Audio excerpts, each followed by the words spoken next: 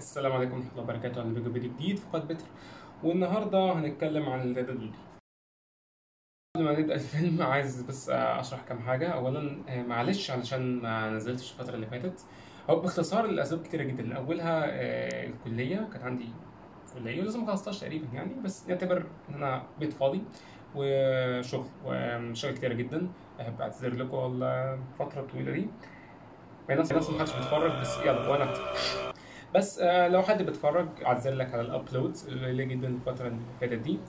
بس بعيد عن كده، والسبب الاهم ان هو باختصار فلسطين. انا ما كنتش عايز خالص انزل اللي بيحصل في فلسطين، بس للاسف اليوتيوب بيحاول برضو يمنعك انت تنزل في فلسطين. فلو انت ما نزلتش فبالتالي انت بتقوي الجهه الثانيه. انه شفتوا ابو فله بيحاول ينزل فيديوهات ويوتيوب بيقول له لا، فبالتالي حتى الفيديو ده ممكن يكون في خطر. في فيديو عايز اوريه لكم بيقول لي انت محتاج تشترك ومحتاج تتكلم عن الموضوع. كل الممثلين، انا شفت الممثلين عرفوا يقفوا مع القضيه، وعشان كده قلت احاول اساعد من ناحيتي يعني. طبعا مش هعرف اعمل اي حاجه، اصلا الفيديوهات دي كمان ما بتكسبش فلوس. لو كانت تعمل كان زماني اتبرعت حتى، بس على الاقل يكون يعني لو هعمل محتوى على الاقل يكون في الاول اساعد القضيه، اعمل اللي اقدر عليه. يقول لك دايما دو يور.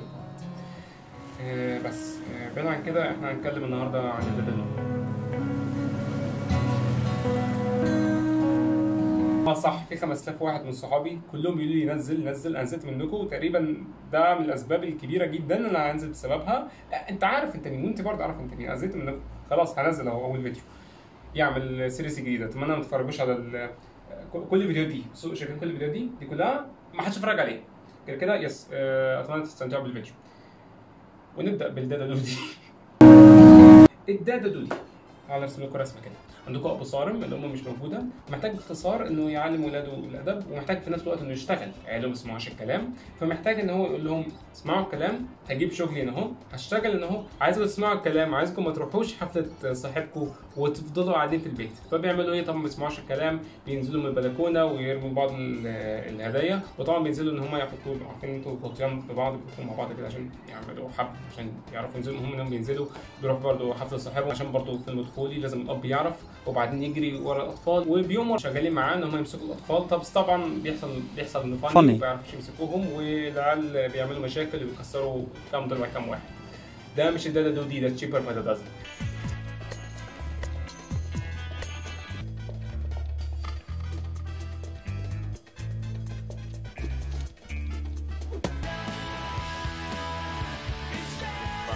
And since I can't stay home without Shake bugging me, I have brought my work home with me. Guys! Now! My latte!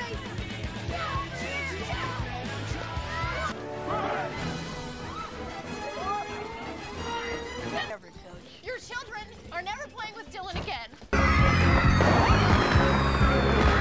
هل تعلمون من هو هانتر مخلوق عجبني جدا ان الفيديو ده اصلا كله بحاول اوريكم الدادا دودي مقلد كام فيلم.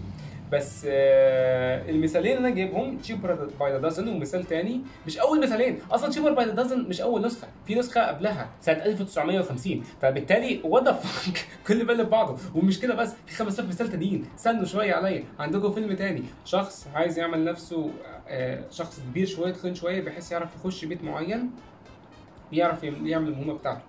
طبعا برضه مش الدادا دودي مش بتعمل نفسها كبيره عشان تخش المدرسه وتخلص المشوار مع عيال. لا، طبعا ماس هاوس 2 او مسز داوت فاير. في افلام كتيره جدا بتعمل الحركه دي، وبصراحه يعني مش هعتبرها سرقه. بس انا مستغرب منه ان الفيلم اصلا يعني فيلم الدادا دودي واخد 5000 فيلم تاني. باختصار، فيلم اصلا الدادا دودي واخد الحكايه من فيلم تاني اسمه حب احلى من الحب. هعمل لكم هحط لكم في الديسكربشن اللينك للمقال اللي بقراه ده. بس الغريب جدا ان هو الفيلم الدادا دودي حرفيا يعني مش مسروق، لا حتى السارقين منه مسروق. فيلم الدادا دودي واخد من حب احلى من الحب، وفيلم الحب احلى من الحب واخد اصلا من فيلم تاني خالص اسمه ذا ساوند اوف ميوزك. نفس الموضوع، ذا ساوند اوف ميوزك. واحد اب صارم جدا، بس المره دي يعني اوفر. هو الاب في الدادا دودي بينادي العيال لما بيجي، لا يعني هو بيصفر العيال بحيث العيال تيجي. وفي اخر الفيلم الست الجديده بتعلم العيال ان هم يسمعوا الكلام ويبقوا مؤدبين وكده يعني. وفي الاخر هو بيجوز الست دي يعني. فحرفيا نفس الموضوع. انا قصدي بكل الموضوع ان الفيلم كله مسروق، ومش مسروق، كل السينز فيه مسروق. حاجه غريبه. الاجرب من كده ان هم اصلا سارقين من روايات مشهوره جدا ومتقيم في IMDb كان فيلم 234 كسب 5 اوسكارز جاب 18 جايزه التانيين دول برضو سارقين الفيلم. انا مش فاهم كان كاتب بيعمل ايه بالظبط ساعتها، هو حسب الناس مش تفهم، انا مش فاهم. كمان في نفس المقال اللي بقراه بيقول لك ان هي لما خلص الفيلم لما خلص عرض الفيلم كانت هي ياسمين عبد العزيز كانت هناك في القاعه، كانت هناك في السينما بتتفرج معاهم على الفيلم. بيقول لك ان هو لما خلص الفيلم على طول حضرت ياسمين متاخره بعد بدايه الفيلم واختفت قبل انتهائه وتختبئ في احدى الغرف بعيدا عن عيون الصحفيين والمصورين. وبعد اصرار المنتج المنفذ احمد عبد العاطي خرجت ياسمين يلتف المصورون حولها لكنها هربت مجددا من دون الاجابه عن اي سؤال ما اثار غضب الصحفيين واندهاشهم. فانت بالتالي انا عايز افهم هم كانوا بيحسبوا هيعملوا ايه بالظبط؟ بيحسبوا ان انت هتقلد مش فيلم واحد، لا انا وريتكم في اكتر من سين مسروق، والسين اصلا ايه مسروق من الفيلم معاملينه اصلا، فاهمين قصدي؟ يعني انتوا عندك فيلم انجليزي او هعمل لكم شرح، فانتوا يعني حاولوا تركزوا معايا. عندك اصلا الفيلم الاصلي دادا دودي، انا هحاول اعمل لكم شرط هنا عشان تفهموني. الدادا دودي اصلا بيقلد فيلم عربي، والفيلم العربي بيقلد فيلم اجنبي. فانت يعني الفيلم اتفرجنا عليه 5000 مره ونفس الفكره شفناها 50000 مره. واصلا نسخه تشيبر باي ذا دازن اصلا متاخد من نسخه ثانيه سنه 1950، هو الريماستر بتاعه او النسخه الجديده منه. يعني شبه فيلم سبايدر مان اللي ما تعرفوش كل شويه بيعملوا حاجه اسمها ريبوت، بيخلوا الشخصيه في الفيلم القديمه تتعمل تاني من مخرج تاني عشان فاهمين السوشيال نورمز وحاجات شبه كده بتتغير، فمحتاجين سوسايتي من الاخر المجتمع محتاجين نواكب المجتمع، فهم بيخلوا الفيلم يواكب المجتمع الجديد. زمان كان مثلا ما بنشوفش السمر في اي فيلم خالص كان في باتمان كده، لا دلوقتي السمر في امريكا بيشتغلوا فمحتاجين نعمل فيلم فيه سمر، وبعدين الستات برضه بدأوا يشتغلوا فمحتاجين نواكب الستات. مش حاجه وحشه، انا بس مستغرب من الموضوع كله ان هو مخرج الفيلم ده دودي قال ما يهمنيش الحاجات دي كلها. Сука, блядь!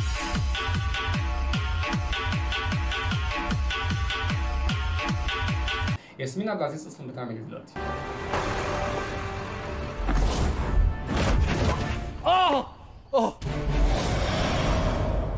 انا ما بقتش اخاف، ما بقتش اخاف، انا بخاف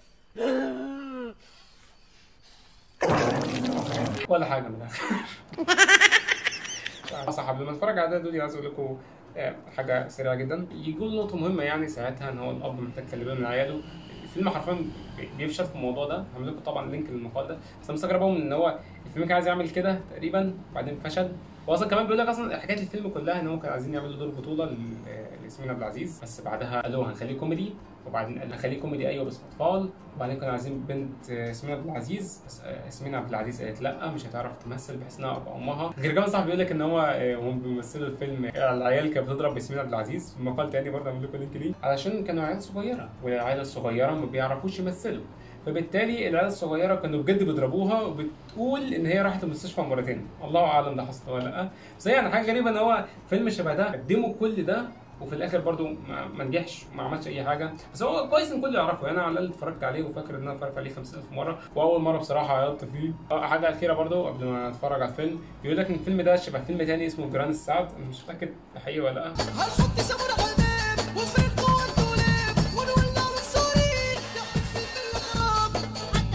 ما اظنش ممكن الله اعلم، ممكن نعمل ريفيو للفيلم ده بعدين، بس حاليا دادا دودي. صح، عايز اقول لكم حاجه، انا متاكد 100% انكم بتستغربوا انا ازاي جايب الفيلم ده. لو دورتوا على اليوتيوب اصلا هتلاقوا الفيلم كله نازل تقريبا ميلودي افلام، اظنها هي اظن هي الاوفيشال منزلها بالكامل. انا مش فاهم ليه، والاهم من كده ليه مش جايبين اتش دي؟ فاكر ان انا اتفرجت عليه اتش دي قبل كده، في فيلم اقل من كده اتش دي. لو عايزين تتفرجوا على الفيلم ممكن تشغلوا الفيلم معايا وتتفرجوا عليه، بس اظن احسن لكم انتوا تعرفوا باختصار اللي يحصل مني بحس I like money. اوكي. يبدا الفيلم ان هو ده دودي كانت عايزه تسرق الراجل ده، ضحكت عليه وبعدين كان بيجري وراها والبوليس مسك اللي معاها هي طلعته، وبعدين راحوا يسرقوا حاجات كتيره جدا، ولما يسرقوا حاجات كتيره جدا حصلت حاجات مش هوريكم طبعا عشان this is a family friendly channel. Thank you very much. اوكي.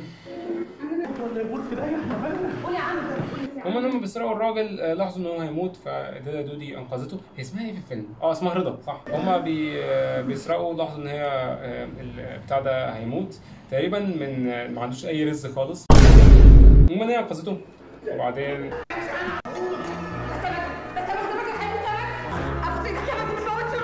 بس باختصار هم كانوا عايزين يسرقوه وسرقوه خلاص، بس هم الست قالت له، رضا قالت له لا ما تموتوش ما تموتوش، وده كان ما موتوش. وبعدين هم بيجروا بالفلوس بس المهم ان هي كلمت الست الجريبه دي مش عارف مين برضه بصراحه، وقالت لها ممكن تشتغل بتاع ده. المهم صاحبتها بتقول لها ان هي خايفه شغلها يتاخد منها، فبتقول لها تشتغل بدلها لفتره لحد ما ابنها يكبر وبعدين ترجع الشغل تاني. تقريبا عندها شغل اهم من كده، تقريبا هترجع للتيك توك، تعمل اللي كان بيعملها تيك توك من فتره. لو فاكرين الترند ده، كان في ترند ان هو تقريبا اي ساوند افكت لما يجي لك اي فلوس على تيك توك. Follow. Let's get these likes to 1 million. Hey, thanks for the ما تجيبي يا بنت الشنطه اشيلها لك بدل ما انت معلقاها على رقبتي. لا اصلا بالتثبيت. People who know and people who don't know what's in the bag. فاهمين قصدي؟ يعني الباج جواه فلوس. اوكي cut this part. هما اللي هي بتقابل تشتغل عنده تاخد منه شويه عشان بنكتشف هو شغال ايه. هاتها يا ابني. وممكن برضه ما تعملهاش حاجه وما تكترهاش كتير لان انا محتاج لها. كتر خيرك يا عيسى. مش عارف الفيلم لسه بيضحك لحد دلوقتي، مش عارف. زي ما قلت لكم انا عشان كده على فكره حطيت الاكزامينيشن للفيلم الاول باختصار، فحص الفيلم او مراجعه الفيلم الاول، مش الفرجه على الفيلم الاول. اي حد يقول لي المفروض اتفرج على الفيلم وبعدين نقول هو بيقلد ايه وما بيقلدش ايه، اللي كان فيه واللي ما كانش فيه. لا ما حبيتش اعمل كده، بحس اللي بيحصل ده الفيلم فيه مشاكل كتيره جدا ما حدش يعرفها لو اتفرج على الفيلم لوحده. لما تعرفها وبعدين تتفرج على الفيلم تبقى كونفليكتد. هحاول احط لكم عنها بالعربي. ما تعرفش هو الفيلم حلو عشان فيه مشاكل كتيره ولا هو مشاكل كتيره بيخلي الفيلم حلو. الله اعلم. المهم تعالوا نكمل. باختصار يعني هو هيقول لها اشتغلي عندنا ووري العيال. هوريكم دلوقتي مقارنه للفيلم ده مع الافلام الثانيه، كل فيلم بيعرض العيال ازاي. نبدا بدايه دودي.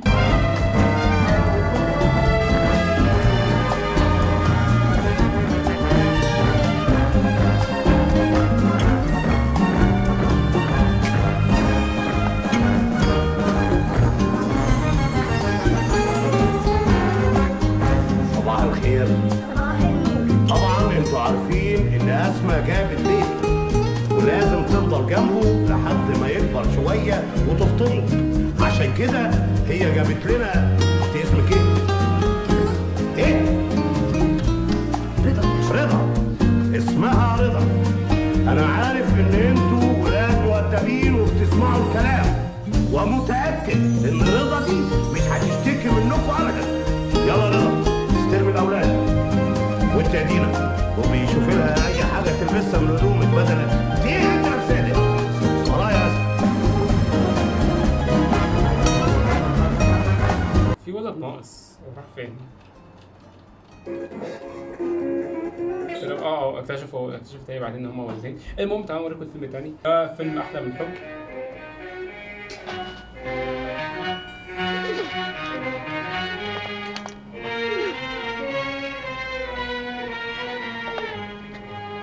لسه ربع حسب اوامر بابا.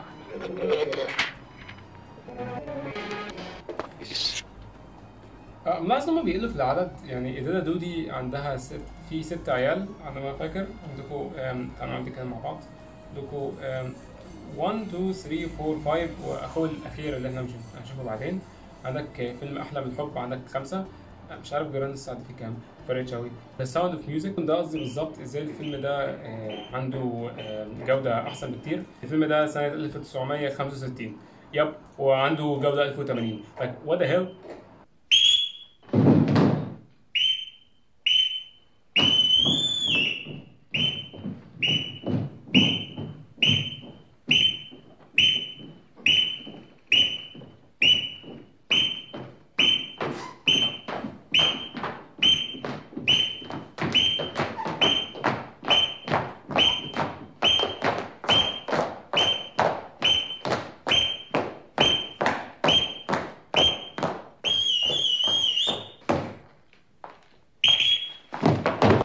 one 2 3 4 5 6 7 عين اكتر. تشيب بروفايدر دازن عنده بليف ات اور نوت 12 عين. اظن ده احسن سين ممكن يوريكم عنده كام عيل باختصار.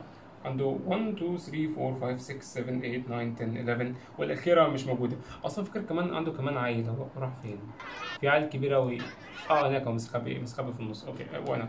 المهم يعني بيحصل بعدها ده دودي يعني يرضيك على روح حديد؟ لا ما يرضينيش. ايمن اقتله على مرجعك. بضحك المشهد ده. وبعدين على طول بيحصل ان هو بيفهم ان هو ممكن تكون الرضا دي مش اللي بيحسبها ان هي رضا، مش ممكن تكون شغاله ولا حاجه، بيحسبها واحده تانية، واحده حراميه باللي بيحصل في اللي جاي ده. على طول لقيته معتدى عليا. في حته عيب بس مش هقولكم برضه. بصوا باختصار انا بحاول اخليكم تتفرجوا على الفيلم ده، هحاول اسمي الفيلم ده فيلم المفروض تتفرجوا عليه، بس بصراحه كل ما اتفرج عليه اكتر حاسس ان انتم المفروض ما تتفرجوش عليه خالص، كل المشاهد اللي وحشه فيه. للاسف الاطفال الايام دي بتتفرج على تيك توك وما بقوش بيتفرجوا على الافلام اللي احنا كنا بنتفرج عليها زمان. هدف الفيديو ده باختصار ان انا اخلي الافلام القديمه اللي اتفرجنا عليها انترستنج اجين بطريقه يعني كوميدي، لو ملاحظين كل شويه في مين.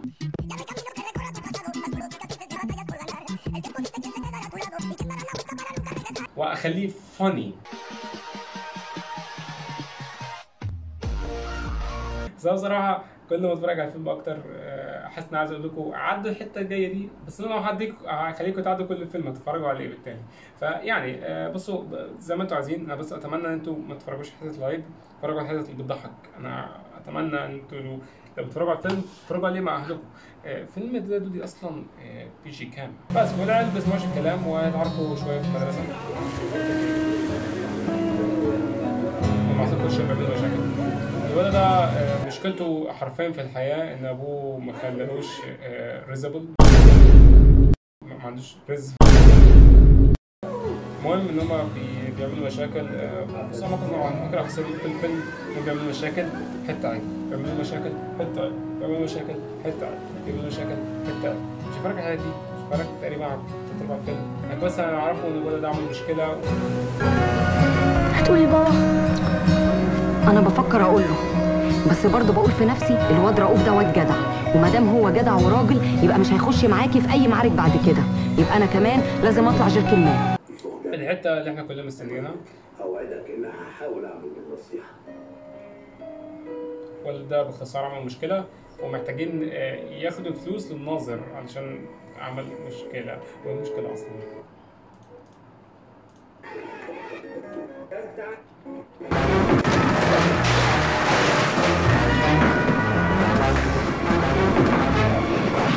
هي دي المشكله. واضح. المهم هي دي المشكله ومحتاج ياخدوا فلوس للناظر عشان الولد يعني زعلان وكده يعني. باختصار هي بقى تشوف الولد راح بيك بتتكلم. لو عايز بابا تفرح بيك او يعترض سمعها صوتك، سمعها صوتك. اتوسع كده بقى، وسع كده شويه يا اخي. انا بطل خير، وسع كده شويه. مستنيني. الصوت ده شكله جاي من تحت. انا هطلع تحت اشوفه فوق. المهم انهم يعملوا مشاكل. باختصار الفيلم كله كده مشاكل مشاكل مشاكل، حته عيب مشاكل، حته عيب مشاكل، حته عيب مشاكل، حته عيب مشاكل، حته عيب. كل ده بدور على حته واحده بس، هي دي. المهم الحته الجايه باختصار هم عايزين يروحوا حفله، نفس الموضوع، عايزين يروحوا حفله. الاب قال لهم لا وقاعدين، وهي تقول لهم ايه رايكم نروح الحفله مع بعض، يلا بينا. وطبعا تعمل نفسها ايه رضا فين؟ معلش يا باشا عندي برد.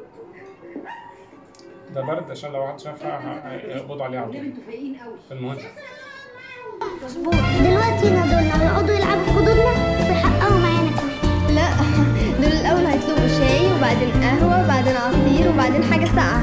ده انت هتتفحتي النهارده يا رضا. واتفحت ليه؟ دي حكايه قلق من اولها. مين عايز يروح العيد ميلاد؟ اوكي انت ممكن تتفرجوا الحته الجايه دي نجري. للتدريب، وده تدريب على كيفية التخلص من الحصار والأسر. بيقول لك منى زكي ملهاش فايده في الفيلم ده. وانا صغير اصلا ما كنتش عارف مين منى زكي، فدلوقتي لما عرفت بقى اخيرا وشفتها يا انديد واتس ذا فاكينج بوينت بجد. يعني ليه حاطينها باختصار يعني هفضل تكلمها وبعدين هتقول لهم اضربوها. وبص الحته دي انا مفتكر بابا الحته دي انا شفتها من شويه. هي تضربهم اصل هي فاكرها في مشكله معاهم زمان عادي ايه ده الوالد هيتعلموا العيال هيجروا وراهم. المهم هيعمل مشاكل الاب هيعرف هيعمل نفس الموضوع بالظبط شبه الفيلم الثاني. هيدخلوا وهيحاولوا ايه ده ما هو فرحان اهو مش كده شويه. المهم هيحاولوا يمسكوه. حضرات السادة الضباط بالأمر اعتصروا ولادي.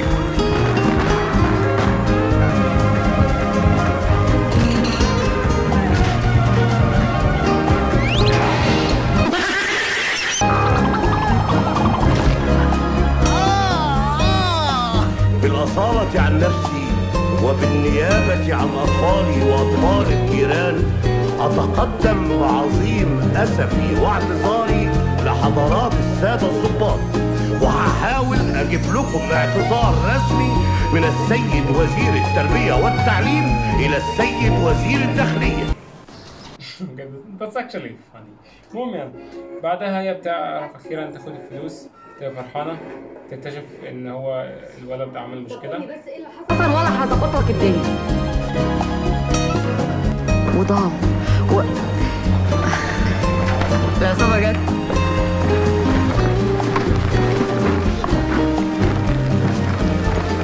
في يا جدعان فيها كرم. انا مش كرم انا كريم. فيها كريم. انا مش كريم انا كرم. يخرب بيوتكم قولي يا سوسة. المدير قال لازم بابا يروح المدرسة بكرة. اصلا لو بابا عرف اللي عمله يبقى كاظم الله يرحمه. دول عايزين 5000 جنيه. 5000 جنيه؟ ليه هو عمل ايه؟ المرة دي تاخد المعمل كله. كله؟ انا مش هقدر اقول له حاجة ولا هقدر ادي بابا الجواب ده. ده جواب ايه؟ ده جواب الرفض بتاعكم. هاتيه وانا هتصرف. هتتصرفي ازاي؟ وبعدها رضا هتشوف الاب تاني وتشوف هو يعني ازاي يقرب من العيله اكتر من كده يعني وتحاول تقول له ان هو يشوف مشكله ابنه الكبير بس هتفشل. اتفضل يا باشا. ايه ده؟ دي صباع دي؟ انت هبله يا بنت. اصل حضرتك يعني ليك هبه يعني وتلخبط اي حد يا باشا. انت هي اللي لخبطاكي ولا عفرطه ولادي هي اللي ضربت دماغي؟ بقول لك ايه يا باشا ربنا يخليهم لك. في حاجات يا رضا ما ينفعش حد غيري يعملها بس للاسف الحاجات دي انا مش عارف تتعمل ازاي. انا طول عمري راجل عسكري ضبط ربط التزام لكن الحنان والدلع والطبطبه ما اعرفش يتعملوا ازاي. والله يا باشا عيالك بيحبوك واكيد هيسمعوا كلامك. ولادي بيخافوا مني يا باشا حابق عليهم وصاحبهم وهم مش هيخافوا منك وانت بالك لواء. حلوه. عارفه انا اكتشفت ان كل ما بحضن العيال بحضنهم لان انا اللي محتاج الحضن ده مش هم. انت كنت عاوزه ايه؟ صحيح يا باشا كنت عايزه ايه؟ كل ما اتفرج على الفيلم بلاحظ بجد ازاي حتت شبه دي تخليك بجد تحب الفيلم. حتت مش عارف حتت من عندهم فاهم قصدي. انا حاسس بجد لو كان المخرج او الكاتب مهما كان المشكله كانت فين لو كان بجد فكروا ان هم يعملوا فيلم مختلف فيلم مش محتاج سرقه حرفيا كده حلو جدا عشان الممثلين يعرفوا يمثلوا. اصلا ياسمين عبد العزيز اظنها ممثله محترفه كانت تمثل في مسلسل اسمه عايز اتجوز لو تعرفوه. مسلسل كان مشهور لفتره سبعة مش ياسمين عبد العزيز. اوكي الباقي هي ما بتعرفش تمثل. بس ياسمين عبد العزيز محتاج بجد ارجع 5000 فيلم اتفرجت عليه وانا صغير فاكرها ياسمين عبد العزيز كانت طلعت هند صبري. المهم انا اظنها لو جالها سكريبت كويس هتعرف تمثل بس في ممثلين بيجيلهمش سكريبت كويس ابدا. الله اعلم برضه ممكن الجنة نفسها ممكن هي مش نافعه في الكوميدي محتاجه تمثل حاجه ثانيه شبه محمد هنيدي مثلا او ممثل ثاني بينفعوا في حاجه واحده وما ينفعوش في الباقي فممكن هي دخلت في الجنرال الوحشه. ممكن لو جربت تدخل في معرفش اكشن. المهم بعدها بتعرف ان هي محتاجه تعمل دودي وتبقى دودي. مش هوريكم طبعا الحتت دي كلها. لا انا عايزك تاخدي راحتك. قول لي بقى الواد ده عمل ايه؟ بيضحك لا طبعا عايز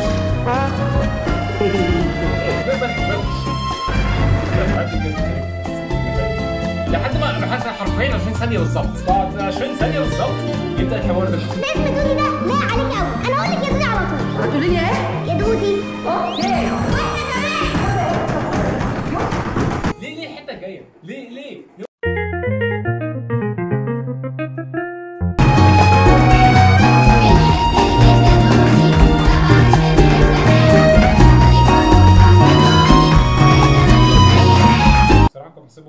فبيقولوا بيحب الدادة دودي مش الجدة دودي. ومش بسبب بس خلاص الفيلم على كده. السلام عليكم. فضل تقريبا 5 دقايق في الفيلم. هيحاولوا يدوروا على البنت لحد الست قصدي اللي هي كانت سرقت، وبعدين هيكتشفوا ان هي الست دي ده دودي يعني هي رضا. هو يعرف الضابط لما يعرف ان رضا قابلت الراجل ده تاني، وبعدين هيمسكها في الحته دي.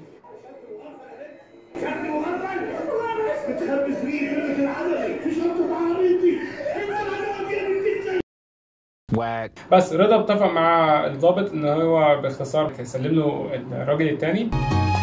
عندك انت حلو قوي كده، اوعى ترمي اي حاجه من ايدك. هو كمين ده ولا ايه؟ الباشا عارف كل حاجه يا مجدي. بالبعين يا رضا. وبعدين بقى لازم طبعا لازم يحصل اكشن. لازم اكشن لازم وانت احسن لك تسلم نفسك من غير دوشه. انت كده هتشيل قضيه ثانيه ولا ثانيه ولا ثانيه. الفلوس يا بنت. فلوس ايه؟ الفلوس اللي سرقناها. الفلوس دي لازم تروح للحكومه يا مجدي. حكومه ايه يا حكومه؟ هاتي الفلوس يا بنت. انت عارف لو مسكت البنت ما تخافيش يا حبيبتي. انا هديك الفلوس بس مالكش دعوه بالبيت. هاتي الفلوس. ما تخافيش يا بنت. بس يا راجل. انا مستغرب منه هو معاه مسدس يضرب. لا يعني بجد ما يضرب يعني. مش هعتبر دلوقتي ان انا دلوقتي معايا مسدس وانتوا معاكم اقوى سيف في العالم، ماشي؟ ايه منتظر ايه بالظبط؟ منتظر ان هو مثلا هيديله فلوس وهيسيب البنت؟ مستحيل يسيب البنت. هو طبعا هياخد الفلوس ويسيب معاه البنت. لا، حد مثلا 5000 كيلو قدام المطار ممكن يسيبها، ممكن في احتمال، بس هنعمل ايه؟ بعدها بتاخد الفلوس تديها له. طبعا هينفذ الموقف كله مش مسدس مش طلقة نار، لا طبعا حبة العاب بتاعت عيال صغيرة. بس بعدين هيزعلوا على رضا عشان رضا هتمشي.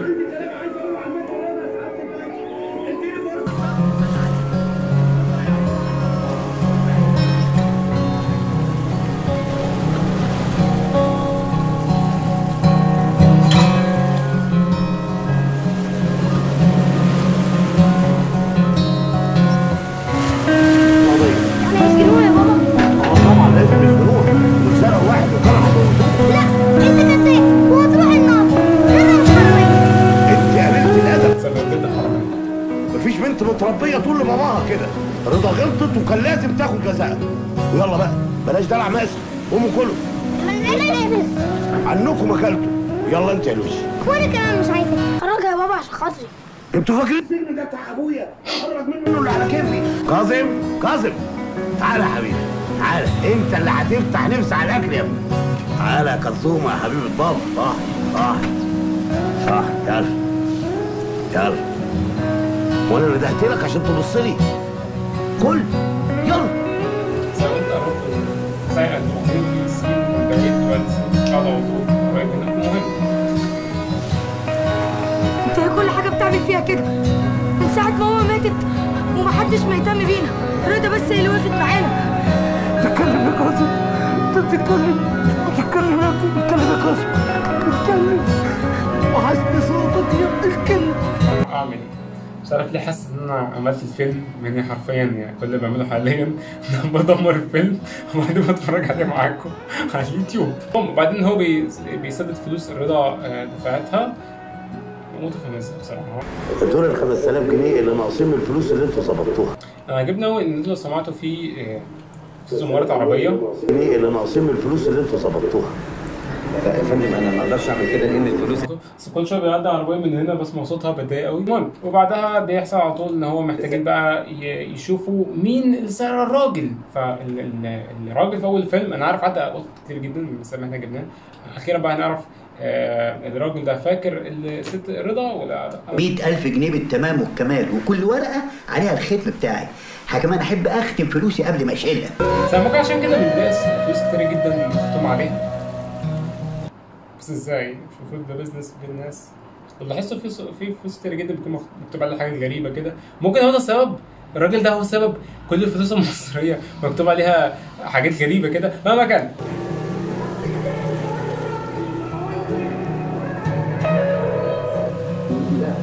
لا مش فاهم خالص. ايوه ايه وانا يعني هداري على واحده حراميه ليه؟ ازاي؟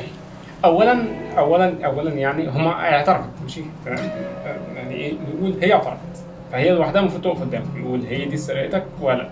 ده اولا. ثانيا هي ما قالتش لا ما سرقتش، هي اعترفت بنفسها. لو قالت لا هم مسكوها ماشي، تعالى اتاكد من الراجل انت سرقتي وهي سرقتك ولا لا، فهو يقول لا، ممكن يقول ايوه بحيث ان هي قالت لي لا هي كده اعترفت، فمش ده مشهد اللي عيطت فيه وانا صغير. الصراحه كنت زعلان عشان هي بقى فاهمين لوحدها، هي طول الفيلم مع ناس وهي اصلا يتيمه. هو ليه بيجي؟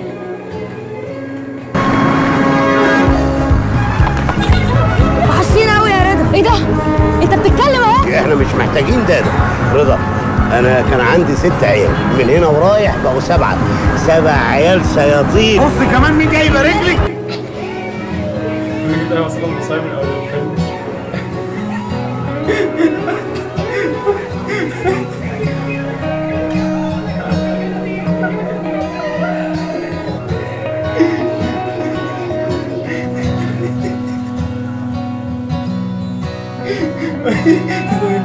انتوا مش فاهمين انا بضحك هتعمل ايه. اي واحد بيتفرج عليا ويحط في اخر الفيديو دي هيحسب ان انا بضحك، فاهمين؟ بس هو انت الموضوع زياده. بس الحته دي اتفرجت عليها 50 مره. بصوا لو رجعنا ورا الفيديو الحته دي تمثيل، تمام؟ فده تمثيل دي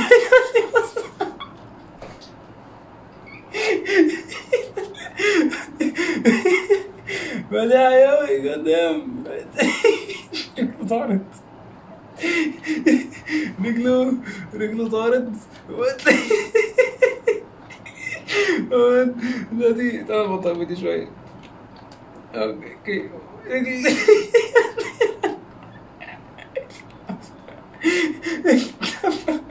اتمسح بس يا جماعه هو ده فيلم دودي. اتمنى تكونوا استمتعتوا بالفيديو. بصراحه الفيديو باظ خالص مني، لو انتم ملاحظين دلوقتي انا متاكد بعد ما اعمل ايديت الموضوع ده كله هيبان مختلف خالص عن النسخه في دماغي. بس مهما كان اتمنى تكونوا استمتعتوا بالفيديو. اعملوا لايك وسبسكرايب وشيروا بين صحابكم لو عايزين. صح انا في حاجه كنت عايز اقولها. الفيلم ده من على اليوتيوب، فلو حصل كوبي سترايك للفيديو ده هيتقفل في خلال 5 ثواني. فلو ده حصل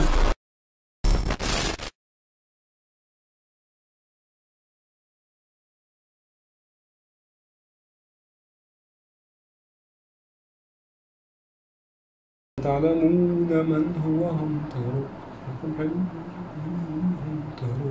يعيش بدون صغير أتعلمون من هو همطر.